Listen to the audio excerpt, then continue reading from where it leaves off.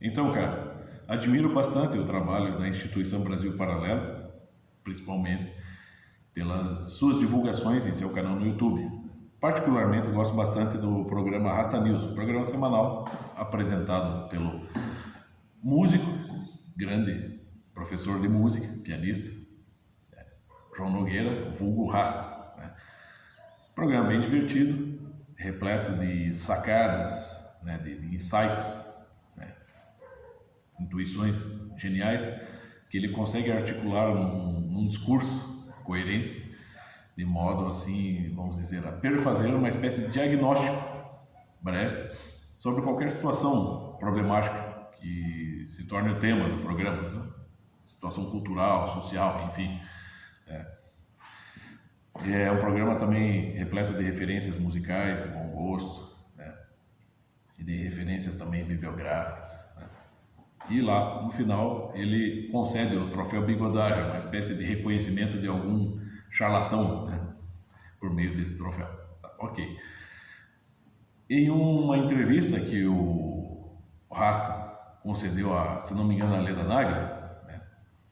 Ele explicou que o programa dele, embora faça bastante sucesso, as pessoas não precisam e nem devem levar tudo a sério, tudo que é dito lá por ele. E eu concordo com isso. Pelo seguinte, a última edição do Rasta News abordou o tema dos BBBs, né? Big Brother Brasil, né? Que basicamente dispensa apresentações, mas vale a pena explicar o óbvio, né? O Big Brother Brasil consiste num reality show copiado do exterior, né? E cujo o tema, né, está baseado num clássico da literatura, o título pelo menos, né? E a estruturação do programa se baseia num clássico da literatura britânica, né, escrito por Sir Eric Arthur Blair, vulgo George Orwell, de título 1984. O livro é citado pelo Rasta também nesse episódio, né? Então, basicamente se trata de uma comunidade de pessoas que, por uma seleção rigorosa pela equipe da Globo, passam a viver, morar, né, numa casa por um período de uns 6 meses, se não me engano. Né? E ao longo desse período, né, conforme a convivência conforme há, né, ali um entrosamento entre os participantes, muitos vão sendo eliminados pelo tal do paredão. Uma espécie de seleção natural lúdica, né? Obviamente. E o vencedor, aquele que, vamos dizer, existe um vencedor lá por méritos que conquista ele dentro. E ele acaba ganhando ali, não sei se antes parece que era $500 mil, não sei como é que tá agora. Tá. E, bom, eu nunca assisti, basicamente, o BBB. Se eu assisti muito, foram 1 ou 2 episódios do primeiro BBB, com o rapazinho lá, o musculoso lá, o tal do Bambam. E já naquele período estávamos relendo, né, com o professor Olavo, o 1984, e então a minha tia, já professora, pedagoga explicou, provavelmente a intenção desse tipo de programa né, já havia começado no exterior, né? Essa moda já pegou no exterior, né, de produzir programas assim. Provavelmente a intenção é de tentar acostumar as pessoas, né, com a ideia de que é divertido ser vigiado o tempo todo e ser manipulado o tempo todo. Né? E é claro que é uma espécie de senso comum que tentam criar. Né? E é claro que isso é perigoso. Né? O programa em si, ele comporta esse perigo, né? E também, vamos dizer assim, basicamente o programa não passa de uma espécie de, vamos dizer assim, ele é uma distração cuja finalidade é fazer render ibope e lucro para quem transmite o programa e perda de tempo, desperdício de vida para quem, né, permanece, né, vamos dizer assim, ligado nisso, quem torna-se um espectador assíduo disso. Né? Tá?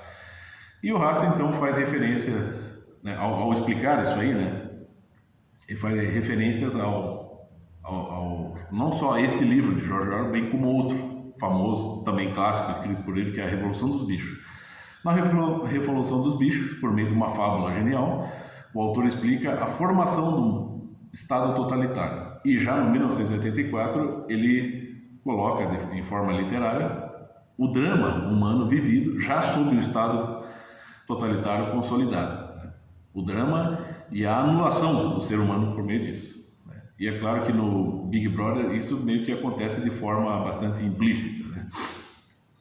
E aí, no fim das contas, o Rasta então confere o seu troféu bigodagem ao escritor George Orwell. E ele explica ali as suas razões para isso. Porém, aí eu gostaria então de tentar contribuir para o Rasta. Eu sei que... Porque assim, o João Nogueira, ele é um excelente músico. E é claro que por meio da sua arte ele pode avançar para outras áreas do conhecimento, se ele sabe exercer a sua vocação. O professor Olavo explicou isso. Toda educação tem que começar por aquilo que interessa ao sujeito. Se o cara, por exemplo, gosta de basquete, então ele vai poder aprender tudo por meio do basquete: física, matemática, sociologia, psicologia, linguagem. Claro que vai, é possível isso. Mas ainda assim o Rasta essencialmente é um músico. Não é filósofo, não é teólogo, não é psicólogo, não é sociólogo.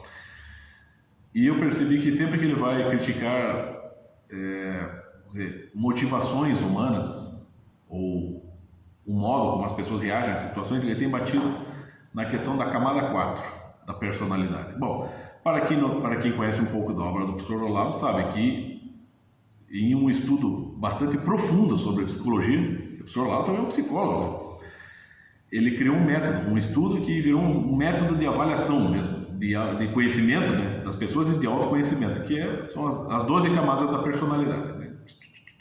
E ele vai explicando como passamos por essas fases. E é claro que ele explica que também, quando reagimos muito emocionalmente a determinadas situações, nós baixamos para a camada 4.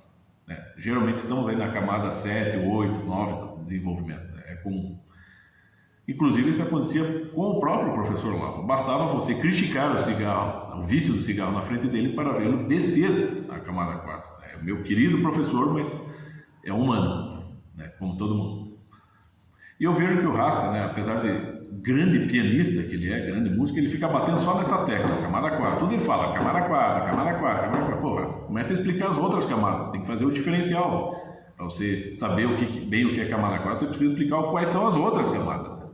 E no caso do troféu bigodagem, para um possível charlatão, como que você qualificou sendo o George Orwell, bom, você poderia também puxar um outro grande estudo do professor Olavo de Carvalho, que é a teoria dos 4 discursos, que ele tirou depois de também profunda avaliação, um debruçar-se de anos sobre a obra de Aristóteles.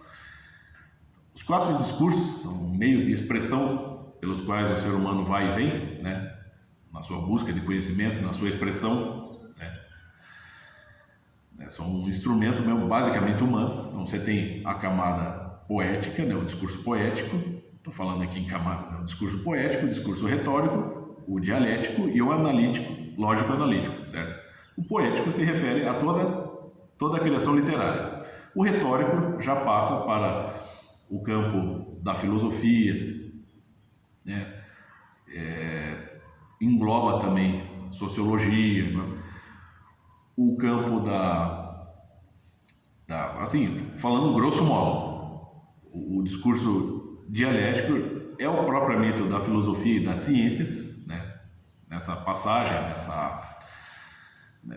nessa linha tênue que divide um e outro. E já o lógico analítico é já a demonstração do conhecimento, vamos dizer, no conhecimento apolítico, mais ou menos assim, há mais coisas, estou fazendo um breve resumo. E é óbvio que toda a literatura, então, ela está dentro do discurso poético. Então, valeria a pena, Raça, você indicar isto como referência, porque a literatura, claro, tu criticou ali, por que tu colocou o George Orwell no troféu bigodagem? Bom, porque ao mesmo tempo que ele denuncia o que é o Estado totalitário, ele acaba dando a receita para como se formar um novo Estado totalitário. Tá certo, denuncia o crime e dá a receita para o crime, realmente. E o George Orwell, de fato, nunca deixou de ser um socialista.